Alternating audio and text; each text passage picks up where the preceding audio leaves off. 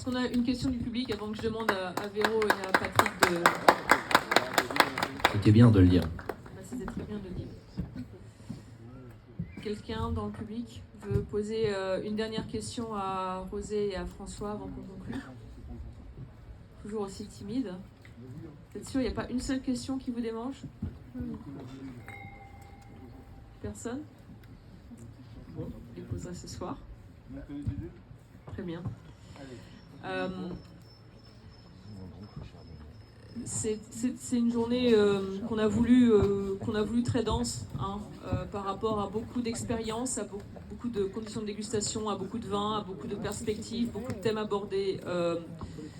On aurait pu juste décider d'avoir un thème et de vraiment se focaliser sur la chose. Je crois que la volonté aujourd'hui, c'était vraiment de montrer que faut peut-être arrêter de se poser certaines questions et s'en poser d'autres, et aussi de réfléchir en termes de synergie et de comprendre que tout est lié, que l'humain est lié, que le végétal est lié, que la technique est liée, et que c'est aujourd'hui par peut-être un travail collectif vraiment fort qu'on peut résoudre des problèmes à court, moyen et long terme, parce que tous ces problèmes sont devenus beaucoup plus vivaces, avec des dynamiques et des synergies extrêmement différentes. Et comment est-ce qu'on peut travailler ça ensemble, alors que ce soit les producteurs d'un côté, que ce soit nous de l'autre côté. Et je pense que j'aurais bien aimé que vous posiez plus de questions, juste pour une seule chose, c'est que je crois vraiment qu'il y a un besoin de conversation, d'écoute et de retour, plus que jamais par rapport à ce qui est produit, comment c'est produit et pourquoi. Hein. On va reprendre Roger Dion, mais sans marché, il n'y a pas de vin. C'est un peu quand même la dynamique de la chose. Il faut vendre des vins, il faut vendre des vins d'expression, des vins de terroir, des vins de style, des vins de personnalité. Plus que jamais, on a un cépage incroyable qui peut faire des vins exceptionnels dans plein de styles différents. On a des terroirs très particuliers ici, on a des terroirs vraiment aussi incroyables dans le monde entier, avec des réflexions personnelles, avec des recherches personnelles sur le type de vin à produire, des gens qui commencent, des gens qui sont là depuis des générations. On a un public en face qui est là pour y répondre. Et donc je pense que plus que jamais, on a besoin d'une discussion tous ensemble pour faire vraiment avancer des choses qui sont plus grosses que nous. Voilà, qui dépassent l'unicité, le personnel. On est dans une société très, très individualiste. Comme on le sait, il y a les marques et les personnes et tout ça, mais on se rend compte qu'on fait face à des problèmes beaucoup plus grands que nous et que le collectif a un rôle à jouer et chacun peut apporter une pierre très différente. Et je pense que la journée d'aujourd'hui, c'était par rapport à ça. Des personnalités très différentes, des vins différents, des régions différentes, des millésimes différents, des problèmes différents, des réussites différentes, mais chacun peut apporter une pierre à l'édifice dans sa perspective. Donc pour moi, ça c'est ma conclusion, voilà, l'individu c'est bien, mais le collectif c'est probablement la réponse. Et je vais donner la parole à Véronique et à Patrick peut-être pour conclure par rapport à ça, avant de la donner à Damien, mais sur cette journée et peut-être que prendre et quoi prendre, sachant qu'on a vraiment juste effleuré tout avec beaucoup de frustration sur les questions qu'on voulait poser. Et en 30 secondes. Et en 30 secondes.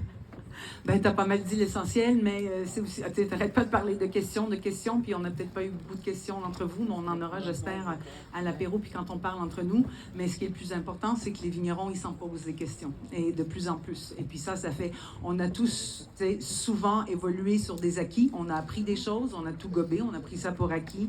Pendant des années, on a répété des trucs qu'aujourd'hui, on remet tout en question. Les conditions nous y obligent un peu, mais je pense que c'est essentiel, et puis c'est magnifique de voir justement la collectivité, le travail ensemble, mais ce questionnement, cette remise en question incessante qui est absolument vitale à la vitalité de l'industrie, quoi. On a goûté des vins issus de millésimes difficiles qui étaient grandioses, qui étaient remplis d'émotions, de vibrations, et puis justement ce côté-là, hein, la vitalité dans les vins qui passe par la vitalité de la plante, la vitalité des sols et la vitalité du vigneron. Mais voilà, un paquet de questions qui ouvrent sur encore plus de questions, mais je crois que tout ça, c'est hyper simple, ça permet juste d'avancer puis de devenir meilleur. Voilà. Quelque chose que Véro vient juste de dire, mais comme le niveau qualitatif des vins pour moi sur cette appellation, qui est une petite appellation, hein, quand on met ça en perspective, on est sur quelques centaines d'hectares, hein, c'est pas très grand quand vous pensez à ça, des domaines, beaucoup de domaines familiaux, il y a beaucoup de cœur et tout, mais je pense qu'on peut tous quand même aujourd'hui voir que tous les vins qu'on a goûtés avaient quelque chose à dire, avec une vraie qualité. Alors après, qu'est-ce qu'on entend par qualité? Est-ce que c'est une qualité organoleptique et analytique pour avoir des points dans des magazines, ou est-ce que c'est quelque chose de plus? Vraiment, je pense et j'espère que chacun des vins aujourd'hui vous a parlé avec un point particulier. Et donc, le niveau qualitatif était vraiment très très haut pour moi aujourd'hui sur la taille de l'appellation, sur un monocépage et sur, une fois encore, des millésimes qu'on a volontairement choisis, en étant des millésimes qui ont demandé beaucoup de travail, de réflexion et d'attention au niveau des vignerons. Donc bravo aussi pour ça à tout le monde, à tous les vignerons d'avoir montré ces millésimes-là, parce que le niveau était vraiment très très haut pour moi et on a quand même l'occasion de goûter souvent des vins de partout dans le monde. Donc bravo pour ça. Patrick ? Vous avez tout dit. Oui. Enfin, ça peut être une journée un petit peu fondatrice sur ce type d'exercice. Ce n'est pas un exercice évident, il peut être un petit peu technique. Après, encore une fois, plus on avance dans le vin, et j'en suis témoin, plus on se pose de questions, et je me demande si plus on n'a pas de plus en plus de questions et on comprend de moins en moins. Donc c'est chouette. La conclusion, c'est peut-être déjà, les vignerons, on s'aperçoit qu'ils se posent beaucoup de questions. Donc c'est bien qu'on aille les voir et qu'on participe à ça et qu'on donne le retour. Je crois qu'ils le demandent beaucoup, en fait. Au-delà des salons et autres, je pense qu'ils sont très intéressés par les échanges à ce niveau-là pour qu'eux ils puissent progresser. Et deuxième chose, c'est que je pense qu'il faut vraiment qu'on déguste effectivement les vins autrement aujourd'hui. Quand on voit les textures qu'on a eues aujourd'hui, les amertumes, les acidités, il faut un peu resetter tout ce qu'on a pu apprendre, désapprendre et puis regoûter les choses un peu de manière plus tactile et sensitive et pas forcément formatée, quoi, surtout pas. Enfin, en tout cas, c'est pas ce qu'ils demandent, j'imagine. Voilà, donc après, que dire de plus? Très bel accueil, merci Pascaline, merci pour le fil conducteur, fabuleux. Chenin.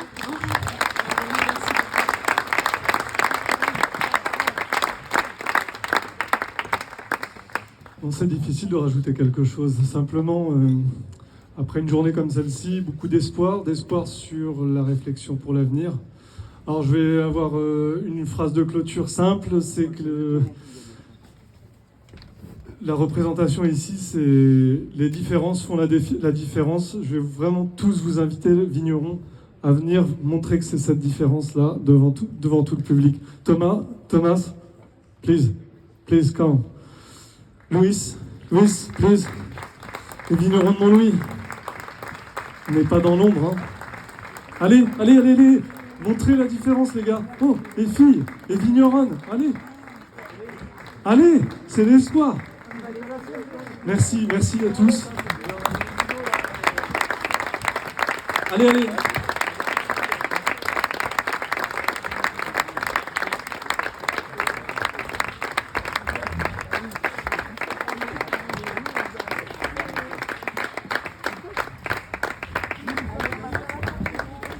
Voilà l'image d'une journée aujourd'hui assez fabuleuse. Grâce à vous, c'est un super moment. Je vous l'ai dit, hein, plein d'espoir. On arrête les discours. Vous avez besoin de repos. À 19h, c'est l'apéro. Je vous remercie énormément pour votre concentration, pour ce que vous nous offrez aussi et ce que vous faites partager au travers de nos vins vis-à-vis du consommateur final. Merci à tous. Bravo. Merci Pascaline. Merci Véronique. Et merci Patrick.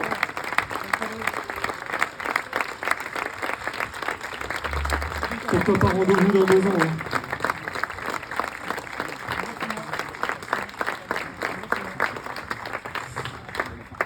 Si vous n'avez pas bien entendu, apéro 19h, vous pouvez profiter du parc, c'est magique. Et ensuite, on fait un joli dîner dans les caves typiques de l'appellation. Allez, profitez bien maintenant. Premier bar à bière, il est où là? On a des questions maintenant. Le premier bar à bière, il est où?